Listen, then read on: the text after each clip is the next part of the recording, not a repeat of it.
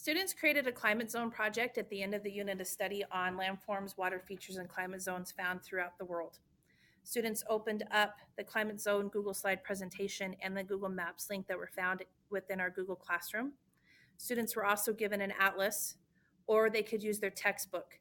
The picture that they used had all of the subcategories of the climate zones that we studied for them to be able to decide where they wanted to go within Google Maps to find a picture to put into their slideshow.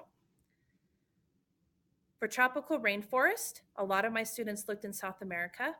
They went to Google Maps. They figured out where the continent was that they wanted to study or to go look at.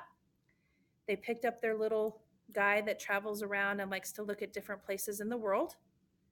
They were to drop him where there was a blue because that's where there's a picture. If they had a picture that they did not like, they backed out, picked up their little guy again, and then dropped him in a different place. It did take students a couple times to be able to find pictures that they really wanted to add to their presentation. That was part of them figuring out where they really wanted to be and what they really wanted to show in their Google slide presentation, and how their creativity came out and how it was unique to each individual student depending on where they were at. After students found a picture that they really liked or they wanted to add to their presentation, they were asked to take a screenshot, copied it to their clipboard. They went back into their presentation. They found the slide of the climate zone that they were looking at. This one was tropical low latitude. They pasted the picture in the presentation. They were asked to put the subcategory. Our subcategory for this one was tropical rainforest.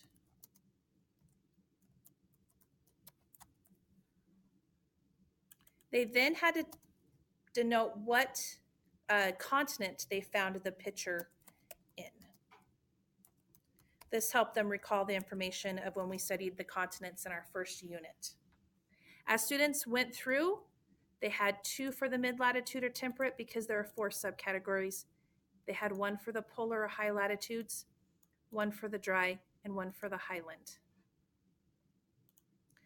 My students were really creative with the pictures that they found. Here's a completed Google slide project for one of my students.